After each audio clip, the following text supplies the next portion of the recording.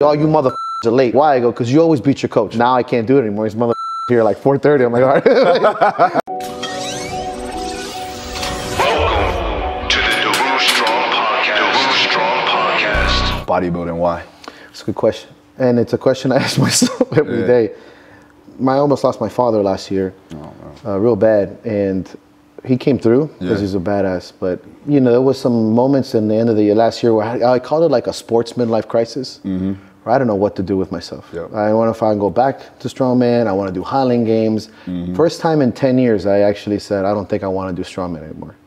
In 10 years, like I dedicated my life to this sport. Well, that's also with injury and all that. Yeah, 3 surgeries, battling back for injury. so long. Yeah, you know what I mean? and the verbiage I use too, going back into strongman. I said it out loud once, and I'm like, you're right. I'm taking a step back into this sport. Like I'm going back into training strongman, not going forward into this. Like, what am I going to learn really at this point? Technically, almost nothing. What, to withstand pain? Like, okay, check. You know, more drugs. Okay, I'm done with that. It's like getting more injuries. You know, 3 surgeries later, and it was just like a realization that I wanted to do something different. I didn't know. As the new year started, I said, something is starting to align with what I want to do. This year, I need discipline. I got to cut down on the fucking bad habits. I need to become successful in a way that's long-term sustainable. And it's something I was talking to Dave. It's like the man it took to get to year 1, 3, and 5, and 10 is not the man that's going to get to 20. Absolutely. So some of those habits are, I think and I feel, what bodybuilding will pull out of me. You know, isolation, discipline, sacrifice. Not that other sports don't have it, but there's something unique about bodybuilding, and the training is fun. I would like to be aesthetically stronger in a sense. It's different though, because of the fact that in strongman, I mean, there's a big team-orientated factor in strongman, right? Yeah, especially now. I mean, when I started this, when we were in the sport, remember in the beginning we had a group. But after that group, when you training throughout the week, you're primarily alone. That's true. That's true. Now there's more people. Every Saturday was it was a big day for us. But Monday through Friday, and even sometimes on Sunday, the sport can be very, very lonely. But the bigger the sports grow, you know, the more you're going to have groups and people and shit like that. So yes, you know, and especially martial arts taught me to train alone a lot. And I do partly. I want to talk a little bit about the background too as well, but keep going. Absolutely. And I suppose those concepts are really aligning to where I want to go this year. Obviously, too, I understand that if I look a certain way aesthetically, it's going to grow my business. And to take care of my family is a big why for me right now. You know, I don't have kids. I might have kids one day. I used to say no, but here we are. Always. But there's a drive. Like, you know, I know is like this bigger than me thing. And when I look at my father, I look at my parents, I'm like, I'm a provider for that too. And I know that looking a certain way and being a certain way can help me. And it's the last square to notch off as a strength athlete. Outside of weightlifting, which is just too perfect for me. I can't do that. No mobility, but I see you try. Yeah, I try. You saw my body. Yeah, like, not bad. Look at this guy. I'm like, look at this Brino, dog. Amazing. Yeah, bro. The only thing, and then they're like cleaning. I'm like, not sure. I was like, my joints hurt just from watching that one, bro. But yeah, you know, there's so many reasons to knock off this check, and they're hard, man. They're hard for me, and there's a lot of times I don't want to do it, which is kind of why I like doing it in the first place. If it was all fun, I wouldn't do it.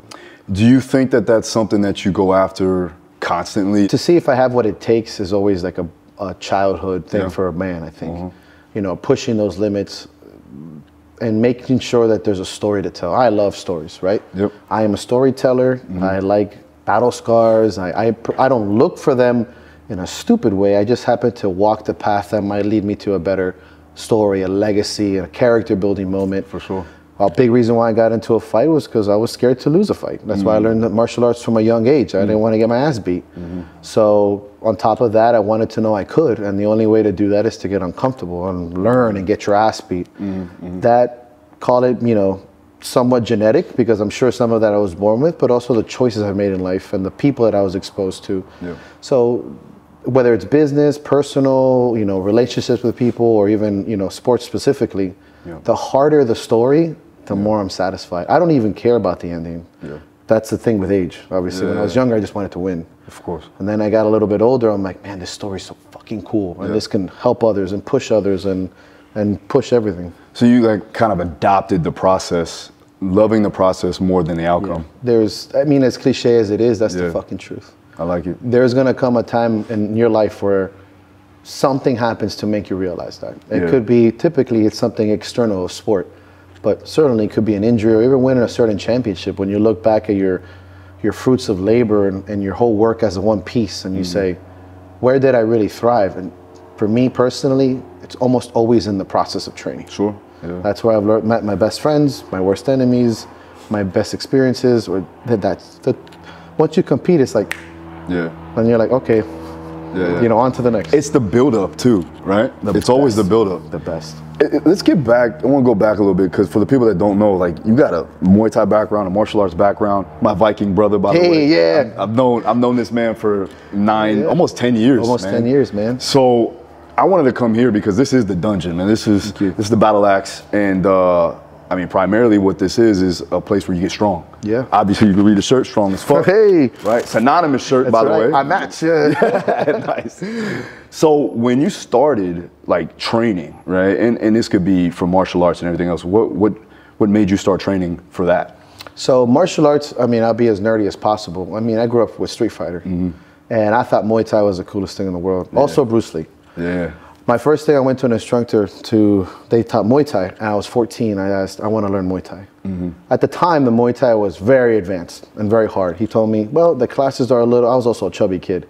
He's like, why don't we start with something less cardio intensive and let's get your skill set, which I thank him to this day. And I did Jeet Kune Do for about 5 years. So I learned Wing Chun, Kali, boxing. Really? Yeah, dagger training, all that stuff was my base. Yeah, the Wing Chun dummy. Yeah. All that stuff. Silat. Bro, you got to put one in here. Yeah, I know. You'll see when I expand, it's just going to be martial arts. I love it, man. And then in that process, I met my first coach and mentor, like big brother Wes. And I saw him doing Muay Thai, and eventually I told him I wanted to lose some weight and get fit. He started training me. He taught me he was an ex-NFL player, played for UM National Championship, just an incredible athlete. Gotcha. He taught me fitness, and then he was also the Muay Thai instructor. And I was like, okay, now's my chance. I was 17. When I went to school and came back, I sought him out. I'm like, I want to fight. And that was history. It was like really just searching to, obviously because I'm a nerd, but you know, Miami, you don't want to get your ass beat. You know, so you have this kind of young kid thing, like I want to protect myself and others, and martial arts was like the perfect way for that. Growing up in Miami, and you grew up in, where you grew up in? Here, West Kendall. West Kendall. So how rough was it overall? Were you constantly getting into fights, or was it something like? I mean, it's not the hood like this. Here's the thing. When I grew up, West Kendall, when I was growing up, it had its bad kids. You know, for some reason at that time, the gang culture and the crew culture was huge. You had a lot of, What year was that? That was like early 90s, early 90s and mid 90s, and Kendall was, it's not that you're gonna get shot, but for some reason, kids my age were just doing bad shit. You know, fucking rap culture and kids trying to act tough. I mean, it was just a different, harder times. You're also the first generation, and call it whatever, socio-psychology or history is, that you're the first generation typically of poor immigrant parents. So at the time, you know, kids kind of did what they had to do whatever. It wasn't the worst area, but if you want to find it, you're going to fucking find it. You know, your typical inner city shit, you had some schools that were real tough, but you had to be sharp. I mean, getting your ass beat was part of it. If you were fucking around with the wrong crew or the wrong people, getting jumped, those are normal conversations, which now I look back and I'm like, oh, I guess it is shit. You know, oh, that kid got jumped. I don't hear my nieces and nephew when they're my age. Yeah, to me, it was normal talk. Like, yo, that kid's gonna get fucking jumped after school. Oh, let's go watch. You know what I mean? Now I listen to kids. They're like, oh my gosh, my phone's broken. I'm like, okay. I was like, so I don't, you know, in that aspect, that was very much us. You know, and you had a lot of multi-culture pot of different cultures clashing, which was there's a big melting pot in Miami in general. So I could see that happening for sure. Yeah, it's huge. And so you know, learning how to stand up for yourself, not only physically, but verbally. I mean, you have to be smart and witty and all that stuff. I mean, when I was growing up, cut downs was a thing. Like, you would just make fun of each other. Like, you know what I'm saying? Like, that's what you did. So people didn't have a sensitive side to word. If you were too sensitive, you got beat up anyway, you know? But not that I'm green lighting that, but it's like, that's what I grew up around. And I knew the kids who could fight or take care of themselves, who were in shape. That was something I looked up to in life in general. So that was a big component of getting into martial arts too, you know, just, and discipline and belonging to something. That's what I want to ask you. What was the biggest thing that you took from martial arts at that age? And now looking back at it, can you connect the dots? Yeah. See exactly how it helped you overall? That's a very good question. and I'll be frank, there's nothing like getting your ass beat to really humble you real quick. And martial arts, I mean, I was beat up from the biggest to the smallest. Yeah. And that's when I realized that every person has the potential to be dangerous. And it kept me in line with, you know, protect others, but, you know, mind myself. You know, that at any given moment, there'd be another version of me out there that can hurt you or protect you, and made me appreciate what you could do with your body as far as the damage you can do in the defense. So discipline and of carrying myself with pride. You know, not the slouching, what body language does, like being proud that you're training, you're creating your body into not only a weapon, but a shield. And that's what the difference between, in my opinion, a martial artist and a fighter. Both are things that, you can be both, but there's a fucking difference. True. And I was very proud to be a martial artist, still am. Yeah. And looking back, that's what set the roots, the ambition, the wanting to do something hard. I mean, martial arts is fucking hard. Whether you're a fighter or whatever you are, it's hard. And I keep it to this day. I think you're born with the fighter's mentality. You know, a lot of people, we have it in our DNA, you know, but as a martial artist, you have to kind of hone in on those skills and that mindset. You adopt it through the practice. Right. So with that, would you say that when you became a martial artist, did you get into how easy was it for you to back away from a lot of those street fights? Oh. You see what I'm saying? Yeah. Because I remember when I started, like I was getting fights all the time growing up, you know that. And when I started training, I was kind of like, I don't really need to do this. I do this in the gym all the time. Yes. You know what I mean? Yeah, you know what it is? It's like being a bartender. You probably go home and don't want to make your own drinks anymore. When you're exposed to something enough, you either, you don't necessarily get sick of it, but it's your craft. And more often than not, you don't necessarily, you treat it as your craft, as a profession, as an artwork. You know, you just don't paint on the wall. You have your canvas, your brushes. It's martial arts for a reason. It should be taken that. It's elevated. I remember it was something to be, you know, studied and remastered and cultivated and individualized. It was something to work up to. So why would you go down and fight on the streets when you're working so hard to get to this level? And that's what was taught to us in the past. And that's perfect. Yeah. That was a big deal for me. That's why I still, you know, I'm a big promoter of martial arts. To me, it's the ultimate way of getting anything into anyone. Yeah. And I always say, you know, the more you do martial arts, the less you're going to want to fight. Yeah. You know, it's just the truth. And a lot of it comes from, you know, learning the hard way, but it's this thing you put on this pedestal and this respect, you know, from the bowing to the words, to the belts, to the hugging the guy that just beat your ass. You know, it's something that you can only fight and that you can only find in that circle. Yeah. And why push that down? You know, it's like, I wouldn't do that. You know, it's really kind of like disrespecting it at one point. Sure. You know? Yeah, it's a humbling experience when you get your ass whooped, especially for guys that are like a little smaller than you, and now you're coming from that. I lift weights and all that. And I tell you what, and I tell people this all the time. And there's nothing like losing in the ring. There's just nothing like it. It's the most emasculating. You learn a lot. Yeah, you don't even want to look at people. And there's something I tell my guys. I'm like, when I lose on Strongman and all that stuff, it was pebbles. Yeah, of course, I'm a passionate guy and it hurts. Yeah. But losing in the ring was just the bottom of sport losing, in my opinion. It's one man versus another man, and he beat you up. Yeah. Whatever it is you want. And you have to look at people in the eye, and they give you this kind of like, and you're like, motherfucker. On the contrary, when you win, you're like a fucking god. You're like, I can, people, and that's a beautiful feeling. Why do you think that? I understand the reason because it's primal, right? But why do you think that it's so much harder to deal with the loss on hand-to-hand combat than it is doing something like Strongman or a basketball game for that instance? Yeah, I mean, that's a good question too. Outside of it being an individual sport, it's an individual representation of your hard work. There is, I mean, you can try, but you can't blame anyone. You're naked out there, almost. I mean, that's why we fight in close to nothing. For sure. Not only are you physically naked, so if you look out of shape, it says something.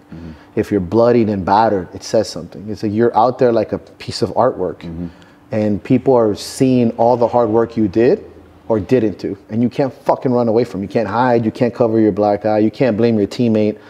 It's just this, and you're doing something that most people are scared to do. And you feel like you're carrying the banner of your family, your friends, your coach. You carry like this cross, like you really are out there fighting for more than yourself, if you, in many cases. So when you lose, it's like you just dropped everything, you know. Part of your soul, it feels like, really, if you want to get philosophical. And That's why a lot of fighters, I mean, once you lose once, man, it's really, that's why you can lose twice. And 3, it's not that their skill sucks. I mean, your heart breaks out there. What happens is, I believe that when you lose that first time, you start transitioning yourself into not trying to win. It's not losing. Yeah. Right? Working towards, when you're fighting, it's not to lose as opposed to I need to win. Yes. Right? So you'll even lose looking good. Yeah. Than win overall. Yeah, man, that's a really good point. Yeah. So there's a lot there with, when I uncover it and I start thinking back, even with my fights, you know, going through wins and losses and not being focused and working with, you know, when I started the gym, like the focus was off. Right? What do you think to yourself? Because you developed a culture here. Thank you. Like, you've developed a team. Man, I didn't know that they had strongman in Miami if it wasn't for you. Like, you know what I mean? Yeah, like, there wouldn't be any strongman, I don't think. There wouldn't. So when you develop that and you come up with that mentality, is that something that you like to instill in the people that look at you for guidance? Yeah, well, that's very flattering. First of all, thank you. It's always weird when people, when I get viewed like that, that mentor, guider, but I've come to accept it. Yeah. And it's something I wear with responsibility, or like the responsibility, like a badge of honor. I instill the same kind of concept that I saw in martial arts, a culture. You know, you belong to a gym with pride. You wore your colors with pride. Like, you represent, when I stepped in that ring and I wore the CTC colors of the school, I was proud to belong to a school. It wasn't more than just a ring or a dojo. It was life, it was passion. That I felt that in my bones. It also gave me a feeling of belonging, of pushing myself, of trying to make my peers proud. A family, outside of my blood family. And when I built the gym, I wanted to instill that more than anything. I knew that coming from the martial arts background, that these guys needed to know that. So I used to be here, and still I am in many cases, first. You know, it was a running joke for years that I would just beat the first person here.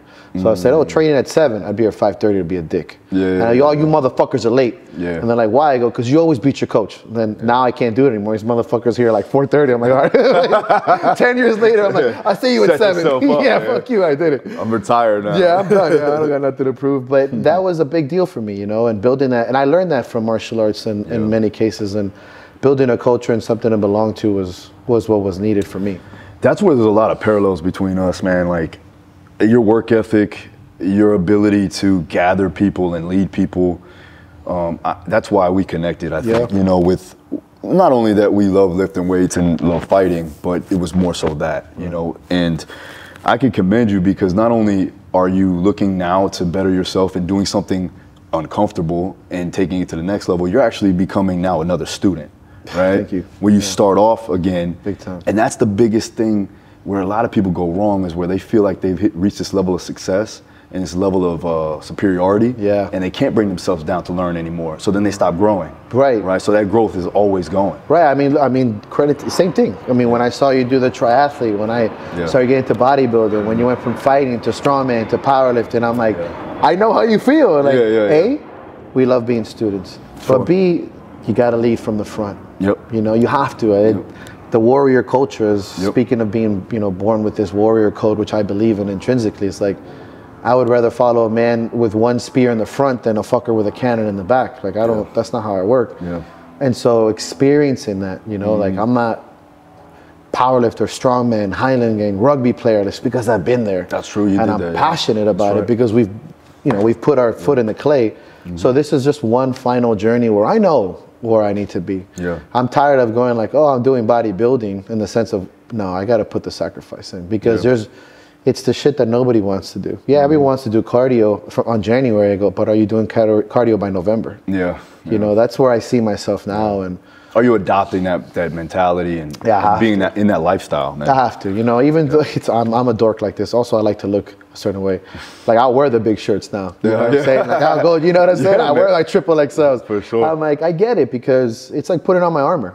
You know, the moment when I go hit bags every once in a while, the moment I put those hand wraps on, man, I am putting on, you know, the fighter. When I put on my strongman wraps, like, I am that strongman. Like, that's my armor set. It's like, at my home, I visualize, you know, I would have my armor sets for whatever it is I'm doing. So now when I do bodybuilding, yeah, I look a certain way because I'm in that sport. I'm part of that culture. It's like going to another country and learning to speak the language. Like you're not a dork because of that. You're just adopting that stuff and then making it your own. There's nothing wrong with that. It gets me in the mindset. Let's talk about mindset. You've had a bunch of injuries, right? And some of those would be career ending. Like people wouldn't even be looking at a gym. Right. What was your mindset? Well, let's name some of the injuries that you've had. The biggest ones are I've torn my bicep tendon, my tricep tendon. I've had a meniscectomy and lateral release, and then my spine injury was probably the most hard. And that was an accumulation of bad mistakes. Gotcha. Those are the bigger ones. So the spine in general, that kind of puts people out. Yeah. With anything, right? Everything. So what was the mindset after getting injured and then looking towards the future? So that was 2017 when I woke up one day and my leg was like numb, and it was kind of like dragging, and I went into like straight panic. I was really scared, not even like a little. I was like, this is like, I was like, oh fuck, I fucked something up for real this time. Yeah. And it had a lag. Like I would raise one, and I was like, like, oh fuck. And I got the prognosis. So you got herniations. You're not going to compete again. And it was just devastating to me at the time. And fear was a big motivator for me. I talk about it on. I use fear as a tool, as a motivation, as a way of having a linear perspective, not necessarily to disperse me. Like anger, these are tool sets for me mentally. Like today I'm going to use anger. I'm going to use fear. I'm going to use this.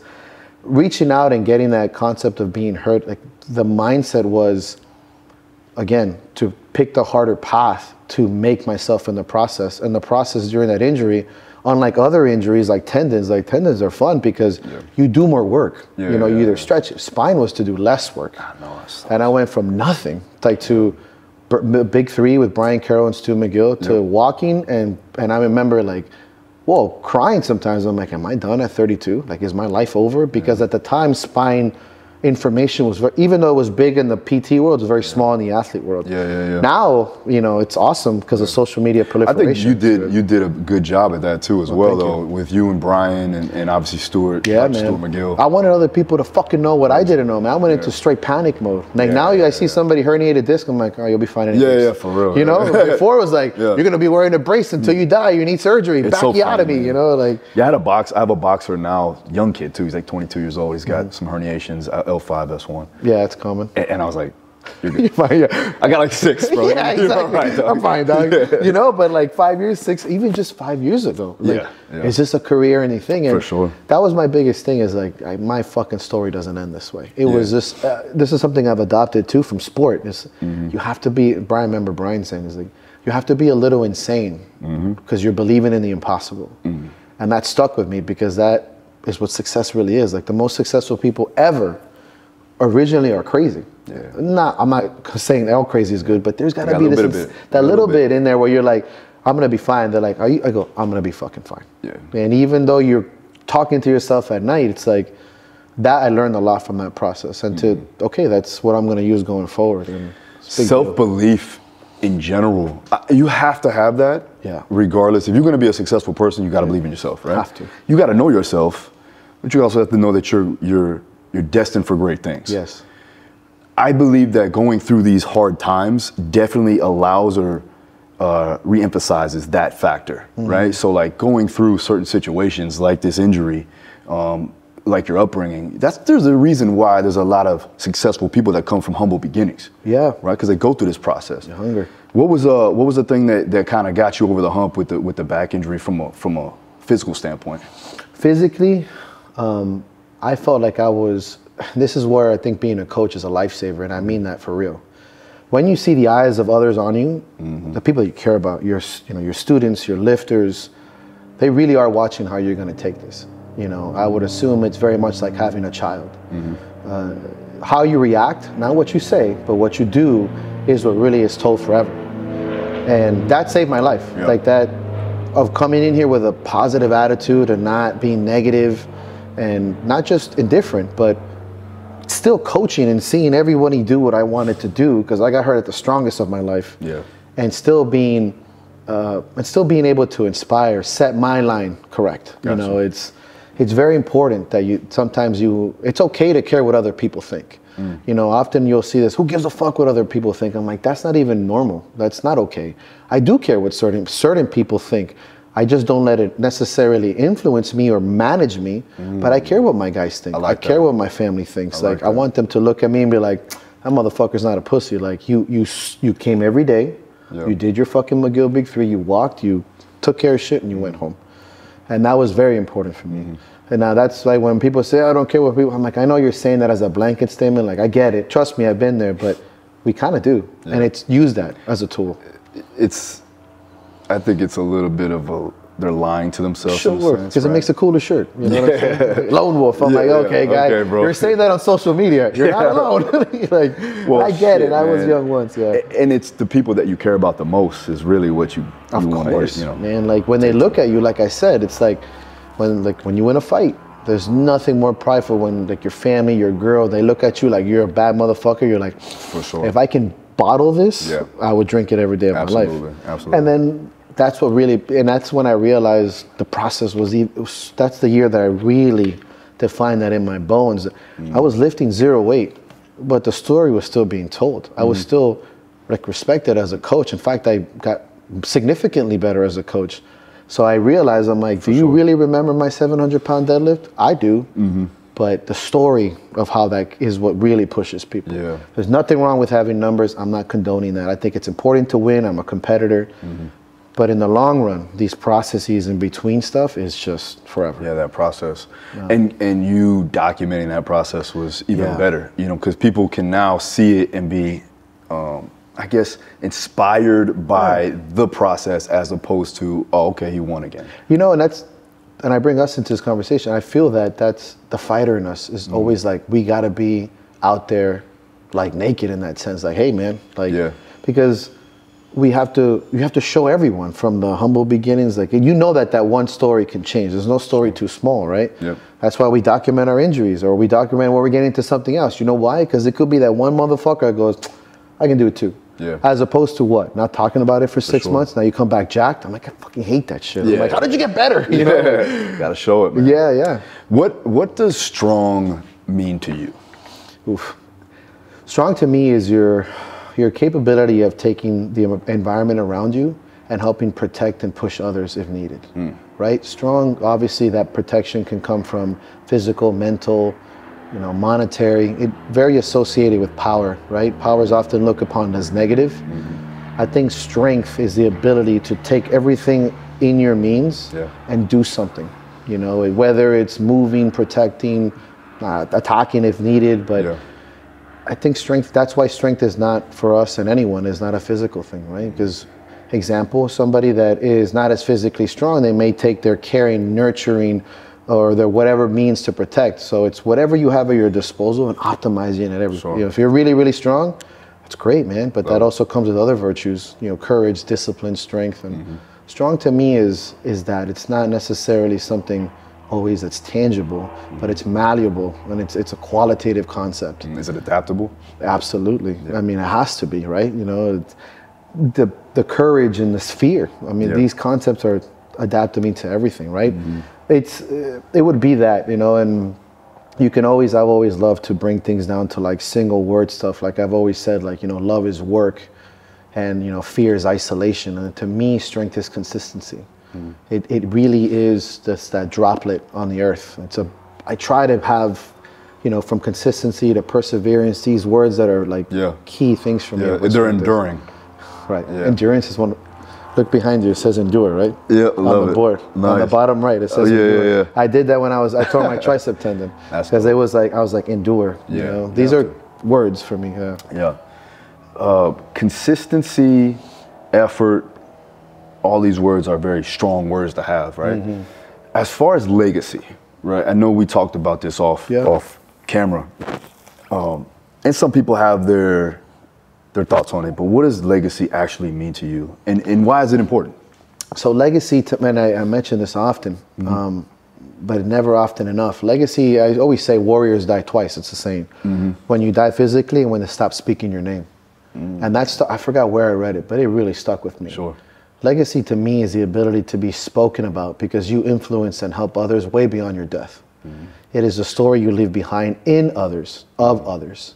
including yourself, including the people you helped and the people that you pushed, and in any capacity. Yeah. You know, that's very important to me that, you know, obviously your children will speak of you, but when somebody who has no biological tie to you will speak of you, whether even in passing, years beyond your death, that's legacy. That's a strong statement, because 99% of the world is forgotten upon death.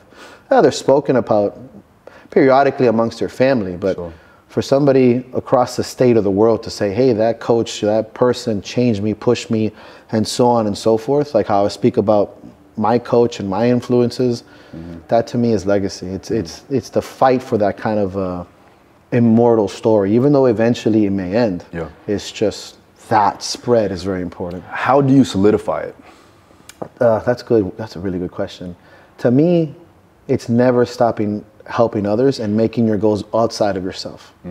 That's not saying that you shouldn't put yourself first at times, that there should be years in your life where you have to be first to help others. But when your goal and your why and your progression is in the service of others, that's how you fucking solidify it. It's got to be genuine. You know, if you're a guy that does shit for yourself, kudos to you, whatever.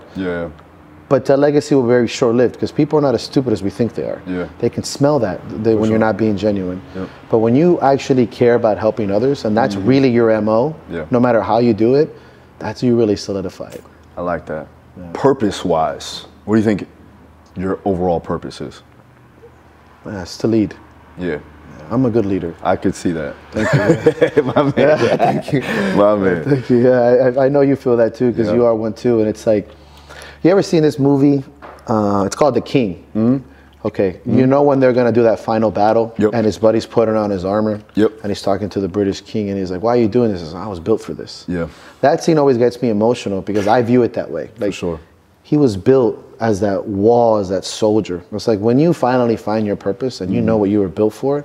He wasn't even scared. He's like, "This is just what I do." And when people, that's when people are like, "Oh man, you know, I don't know how you do it," or I was like, "I was built for this." Like, now don't ask me to do something I'm not. That's not my purpose. Then I'll be like, "Ooh, fuck."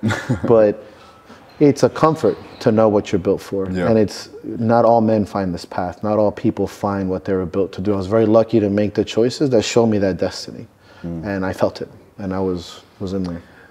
We talk about warriors, and also, I kind of wanted to solidify this, because there is some misunderstanding in a way. What's your definition, or I should say, what's the difference between a soldier and a warrior? Oh, you know, it's funny. I had that question. I have that somewhere posted up here in my gym. I took it down. The 1,000 men go into battle, 990. You know, done. There's one man that brings them back. It's a very famous saying by a Greek guy. The warrior is all encompassing, and it's absent of morale. And I say that in one of my podcasts too. The warrior code. Like, a soldier is somebody that gets the job done, is executed in linear. It's a linear position. The warrior is a scrambled path that goes left, right, up, down, good, bad. You're smart, you're giving, you're taking, you're violent. It is eclectic canvas of color. It's like water, right? You're doing things that the average person cannot and will not do. And you're willing to go unto the last bit for yourself or everyone else. You know, to me, soldier is a singular, very simple thing. Not that it's by any means, it's not that it's a bad thing. It's just that those are defined. That's why I always say warriors in history are not moral people. They're fucking warriors. They did what they had to do at that time, no matter what. A soldier, you can't, you know, they have their drills and they go forward, but the warrior is the one that brings them back, is making the plans, the thinking, the carrying, the sacrifice. And I think that's a really big deal for me, to differentiate the eclectic nature and the wide variety of description of warrior to soldier. And that's a very good concept. Is there a way to adopt the mindset in certain times and circumstances to either have a soldier's mindset or a warrior's mindset? Absolutely. And here I would say that a warrior can be a soldier any day, but a soldier can't be a warrior every day, right? There's times where the warrior has to be a soldier. You know, and the soldier, obviously you can adapt the warrior mindset, but let's be intrinsically definitive here. You can be both, in the sense of, we as common people can take a warrior mindset or a soldier mindset. There's gonna be times where you put your nose in the dirt and get the job done. You don't overthink it. You don't over question it. You don't look for, because, you know, warriors do want glory too. Let's be real. For sure. And then there's times where the soldier has to think a little bit outside of himself and question and be helpful. And it's like one of my favorite things, right? Words and semantics are very powerful. That's why we have them tattooed everywhere. These are tool sets to use. But like I said, if you're a warrior, the soldier is part of your tool set. It's like you're funneling in. It's like a mechanic grabbing a screwdriver and me grabbing a screwdriver. Sure, I can use a screwdriver, but not like a mechanic. That's what I think. So what is the main thing that you're focusing on? Not from a physical side, because we all know you're always going to lift and you're always going to do your thing. But mentally, what are you trying to improve upon? Self-discipline. I think that's a lifelong journey for me. I believe that you have it. How do you untap? Well, how do you get it to be untapped to where now it's every day and I'm always focused on that? I think, and this is something I've discussed many times, it's grieving and allowing myself to grieve for past versions of myself. A lot of us will say, kill versions of yourself, but how often do we grieve that person? I do miss the savage that I used to be in sport. I miss that tenacity, that ability to be fearless, grabbing a stone. I miss that man. I put him down to rest already because I can't be that person anymore. It doesn't mean I can't be different. But I often would just kill versions of myself. The strongman, the Muay Thai guy, the rugby player, the businessman, whatever, MDLP, the drinker, the partier. And I never really grieved that. I never sat with it and be like, do I miss that person? So what would I do? That person would come up and I would start lifting heavy again recklessly, or drinking a little bit more, or working too much, or being a workaholic. And that self-discipline and that drive to understand this grieving and being compassionate with that person and understanding is where I'm starting to realize that who I'm becoming is because of all these people, and that I don't have to keep going back into that. And that involves a lot of introspection, a lot of honest talk with myself, like, why am I doing that in the first place? And, you know, I talk about drinking open. I don't have a drinking problem. I just, as an athlete, though, even a little bit is bad. Rough. And I love it. I'm going to drink until I fucking die. Trust me. I'm going to have a whiskey until I go. That's it. But it's like why I do it, how I do it, or, you know, just, here's one of my problems too. I work too much sometimes. I really, like, I come home and it's like, you know, and I'm on my phone on my, that's also a rough thing for me. You know, I could be at a party, at a family party, and I'm like, that's not okay with me, right? So that's also things that I'm starting to, like, who am I laying to rest? And what am I using to become? That self-discipline and that self-journey is a big deal for me now. I was going to ask you that. What kind of strategies and tactics are you doing to be more self-disciplined? That's a good question too. A lot of that comes from conversations. I'm now talking much more openly about this stuff. I'm visualizing myself differently. I am doing visualization practices of where I want to be, who I surround myself with. I'm openly discussing with people that are successful what their traits are, like what I view as successful. What they're talking about. I just posted about it today. It's like one of the things I do constantly is I do talk to myself in the morning about what my plan is for the day or where I want to go. I do practice heavy visualization of people that I care about now. I wrote it in my post, like people I'm willing to die for and people that have died for me in a sense. Like I visualize these people very importantly in a great constructive cognitive way. And these are things that are now aligning myself to the idea of, you know, where I was is not necessarily where I need to be to go to where I'm going. And it's a daily practice, right? It's really part of meditation and breathing practices, of course. I'm not saying not to do that. I do practice that as when I can. But reminding myself and looking at things and researching and doing these kind of, like, I don't want to call them daily mantras because I don't do them daily because it's bullshit too. People are like, oh, I do this every day. I'm like, you're a fucking liar. Nobody journals every day, pal. Or they do like the first 3 months and then that journal was in dust by you know December. But it's being genuine with that, being understanding of what I'm doing. And like I said, part of documenting and speaking about it openly, it's like fighting. I am in the ring and you're watching me fight. It's just, it's by myself. You know, I'm trying this journey where I'm like putting myself against myself in a way. It's rehabilitating. Absolutely, man. When you're lifting now, like what's the main focus when you're lifting? Because it's not competing, right? It's not so much being the best in the gym or you know, being the best out here. What is the prime focus and what is the driving force? Well, if I look at it from a biomechanical technical perspective, like coaching, to me, it's technical muscle failure. To get a really good mind-muscle connection, really good, which is, for performance athletes, sometimes we kind of skip that as long as we get the job done technically sound. If the barbell moves the way it needs to move, I'm not thinking about my tricep, right? It's a kinetic chain.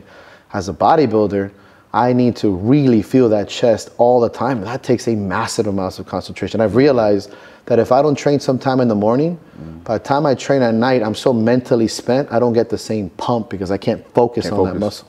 So as a technical perspective is learning muscle isolation, which has been relatively fascinating, coming from doing it consistently enough to become fascinated with getting that muscle as much as I can. So the weight on the plates now have become irrelevant to me.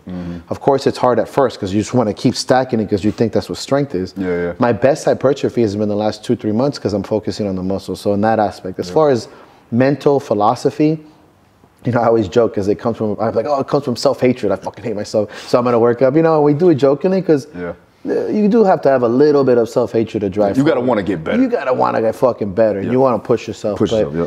One of the biggest things for me is I do envision my goals. I really do envision every time I want to pussy out or not wake up. I mean, I really foresee, you know, whether it's what my body would look like, or, you know, giving money to my parents, or buying a house, or buying a gym. Like, I know that, I mean, imagine, like, you know, if I told a person, hey, if you get a six-pack, you're going to make $20,000 a month or a year more. They're going to get a fucking six-pack, you know? So I envision these things, and philosophically, this is really, really, really hard for me to push myself to, it can be very boring and monotonous. Coming from what you've done? Yeah, absolutely. There's no instant gratification. Absolutely. You know, I put the bar down with 600 and it's the most gratifying feeling. For sure, You do fucking 15 reps on an incline hammer press, you're like, this is so, I don't care what you look like. I'm like, monotonous. You know, I want to like bang weights and, you know. So that's interesting. Do you still do some sort of like power building where you'll go with main lift and you'll go after it? So right now, so on Sunday is where I like attack some strongman stuff. I do some yokes, very, well, we consider like 400 or 500, whatever. Right now, since it's mostly machine based for now, just kind of letting my joints rest from so much time. There's still not like deadlifts or squats just yet. And typically I do pre-exhaust before I do that. Paul does it on purpose so that I don't become an asshole and put plates after plates. But I tell you what, the driving force, like when I get into a set, is still that old rage, which I like. It's still that kind of like pushing through pain. It's still very much there. It's like when you're hitting those, it's just slower to that process. Yes, it's like, exactly, it's slower to that process. You're like, okay, 13, 14, mother, there it is, you know, instead of like 1. You wait for it. No, I hear you. I know how it goes, man. So, all right, now, what I want to know is, what's the main goals for, not only for bodybuilding and everything else, but what's your goals overall this year and 5 years, 10 years down the line?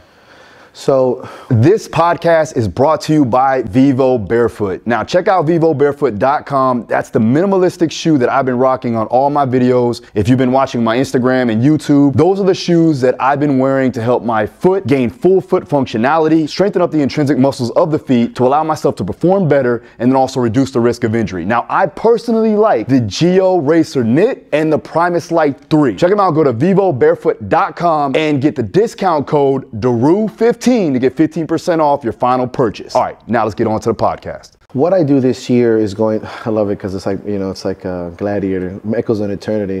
What I do this year and the next few years need to echo the next 10. You know, as a businessman, when you first start, like I said, year 1, 3, 5, 10, I'm looking at where I want to be in 10 more years. So I'm already at that point.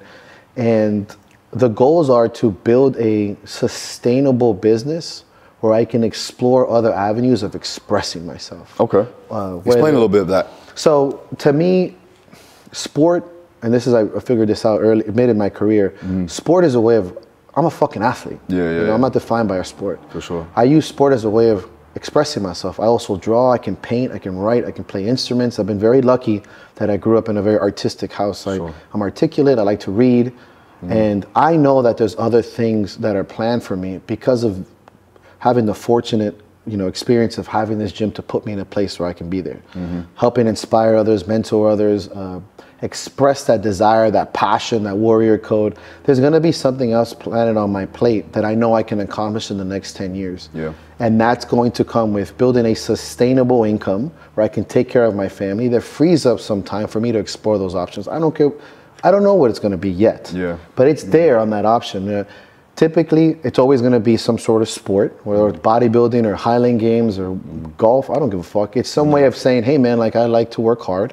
I choose things that are difficult. Yeah. And in that practice, if I'm not being bogged down by, you know, work and stress and all this other avenues, like putting on shows is awesome for me, you know, and having these concepts of that. That's a big thing for you. Yeah, you know? like we're putting on, like I said, Ragnarok Games is coming, Miami's Baddest. It'll be 3 for me in this year. Throwdown at the end of the year. And that's back to back to back almost, right? Yeah, but it's back. These are 2 back-to-back, 2 months apart, and then Throwdowns at the end of the year, but also consulting people and doing that. And, you know, opening up my avenue, because look, we're at an age now where your friends and your peers are doing shit that outside of the norm. There's, you know, I was talking about it this morning. 10 years ago, I'd be like, you want to get like a beer? You know, like chill, you know, a burger, Mr. Cool Guy. Now you're like, hey man, I just invested in a house. Or I'm like, oh fuck. The conversation has changed. Yeah. You know, we're going into They level up. Level up. They level up. And I need to be a part of that in other ways. And it's very, very important for me. So that's kind of what the goals are. And I know, again, like always, sport will push me there. It's always pushed me there. And that's the kind of big goals for the next 10. What made you, or I should say this, what allowed you to grow such a sustainable business and then create that culture? I know why, but explain to them that they need to know. Because I know you for quite a while. Yeah. You know how to build it. So you know,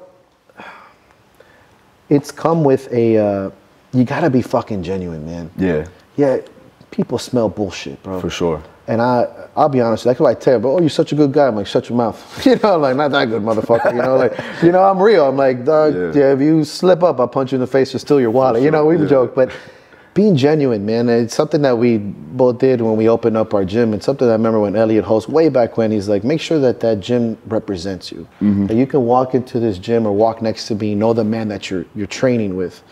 And being genuine and being real. Like if you don't know something, say it. If you're angry about something, you know, being very true to your story. That's true. And that's the number one thing, because I tell you what, man. It damn sure represents you. You know what I'm saying? There's a bunch of fucking weapons everywhere and shit. And it's like, you know, when you tell your story, you want to look back at that with pride. You want it to be your fucking story. You know, not just about making money. That's not really sustainable. Most people that do something just for the art of making money are fucking miserable. You know what they end up doing?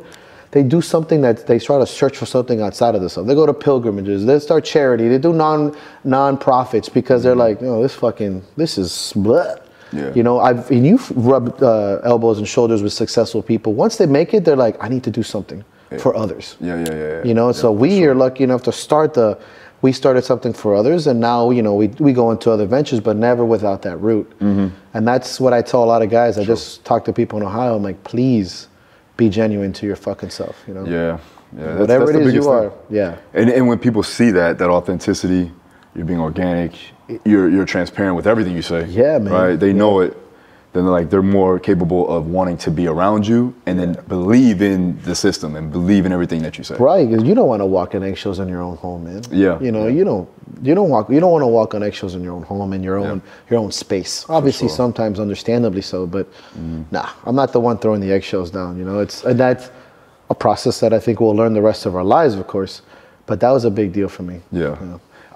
We have a lot of coaches that listen. So. And I believe most of them are either owning their own business or looking to own their own business. What are some of the things that you could tell them? It could be 2 to 3 biggest things that can help them start up. Well, I like to have this conversation. I always say I don't want to say start small, because I no longer believe that. I say start reasonable. You know, do things that are realistic. That's a good way of thinking. Because small is not always good either. You know, I was told that before.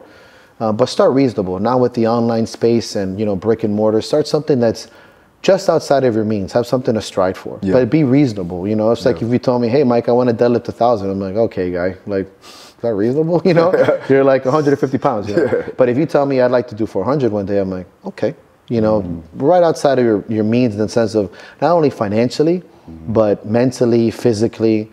have that. And then number two is like we were just talking about. It's like make sure that the story and the agenda and the virtues that you're building are very important. It's something I talked to Dave about. It's like list what these virtues are, whether it's to help others, to make people strong, to create income, to save your family, to be remembered, you have to write these virtues down and fucking stick with them. That way you have a guideline and a compass when you know you start to veer off. Because it's business. You will veer off the path. And you may do stupid shit, but have something to come back to that, you know, obviously within financial constructs, like, you know, a plan, a financial planner and stuff, but those virtues are very, very important. You know, so start right outside of your means or, you know, realistically, and then have a list of virtues and not necessarily morals, but virtues and rules that you're going to stick with the rest of your career. Values. What are your core values?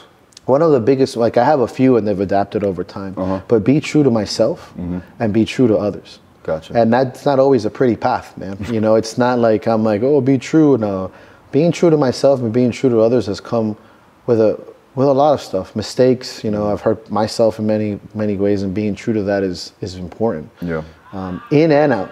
I think those are the biggest things I needed to write down big. And then of course, you know, I have like the will to win. For sure. But those are just more competitors. But being true to myself and being true to others, that's very big. I love that, man, because that's where we're in parallel. You know, from the moment we met, right, there was like we just got after. Hey, bro. It was already there. It was that bromance. I'm like, we're gonna train. For sure. And that leads me to this, because I kind of want to take another transition over to training, because as a fighter, when I wasn't in camp, I was doing strongman. Right. And you come from a martial arts background and you went into strongman. How much of a correlation and how much transfer does strongman have to martial arts? So biomechanically, I would say that there's no better sport for the fighter than strongman in some capacity. As far as strength sports, obviously strength and conditioning is such a all-encompassing thing, but it's not a sport. As far as a strength sport, the reason why biomechanically you're going to train in all sorts of movements and planes. You're going to get aerobic, anaerobic, max strength, strength endurance. You really hit off the planes. Not to mention every implement you're carrying is not friendly. There's nothing friendly about anything in strongman. It doesn't want to sit there. It mimics human concepts. You know, you're holding a stone, you're always neurologically aware and tense. That's why we build density. Like when you touch a strongman, it's like, it's different. You know, it's different. As far as philosophically, emotionally, spiritual, however you want to call it, the push, the dark waters of strongman are like nothing I've ever fought in my life. The closest thing to fighting ever, you know, because nothing's going to mimic a fight, is those minute reps, is that carrying that sandbag max system, the blacking out, the pushing, the solitude of, like I said, loading up your equipment early in the morning. Like there's something that's like when you're shadow boxing at 5 a.m., you're like, fucking sucks, you know, and there's just such a high correlation, both as an athlete, biomechanically, you know, neurologically, and then philosophically, mentally. To me, in general, should be practiced by everyone to some capacity. Now, should the fighter practice competitive strongman? No, because you're a fighter. But can you use the movements? Sure, just like powerlifting. Should a fighter do competitive powerlifting? Maybe off season, but not if you're a real serious fighter, but you use the concepts. But that kind of movement and mental barrier that you break, when you look at a rock, you really think this is impossible. Like when you look at certain stones, you're like, there's no way you can do that. And you look at a barbell, you're like, I can see that. When you pull a fire truck, I mean, think about it. You're like, that's impossible. And then you fucking do it, you know, and you do it with every fucking ounce of muscle in your body. I remember first time lifting stones, I was like, man, this is crazy. I think I hit like a 275. Which is nuts. It's crazy. It's crazy. And it was like, I was like 215 pounds and I was powerlifting, but one of the most like gratifying things, you know. It's the most primal fucking awesome, man. This is You're crazy. Like, when you hear the boom. You know? It's wild. But so one more thing, because this is something that I've always put high amounts of emphasis on and where I fucked up on in a lot of ways. But how can somebody hone in on their focus to be successful in whatever they're trying to do? What is the main things that you do to stay focused? That's an interesting question. I think it's important to take your life into review sometimes. I think it's important to sit down with peers and people you respect and openly discuss your life like you would a client. This interest in your past, interest in your present, and sit down and do a proper review of yourself like you would a client. Where have they been? What have you done? What are you doing? We're very good at doing it for others. Typically, we don't do it to ourselves because we're fucking exhausted. Yeah. You know, we are our worst clients. Sure. You know, medically, physically. One of the biggest things I do to stay focused is I'll sit down with a peer, or I sit down with my nutritionist or somebody I trust, and I say, hey, this is what I'm doing. This is where I've been going. I've done this. And I exchange ideas. I also hear their critiques and their observations. It's like sitting in front of a board and showing where you're going to go and having them critique you, which more often than not is done scholastically. And since we're professionals in the scholastic world, we don't do it to ourselves enough. Like you said, at a certain point, you think you're doing everything right because you're the biggest fish in your pond. That's a very dangerous thing. And when I get exposed to these conversations, I realize I'm like, I need to focus. And like I said recently, yourself included, when I sat with Dave and talking to you, and I'm like, the people that I respect and are the people that I want to associate with, these are their particular habits.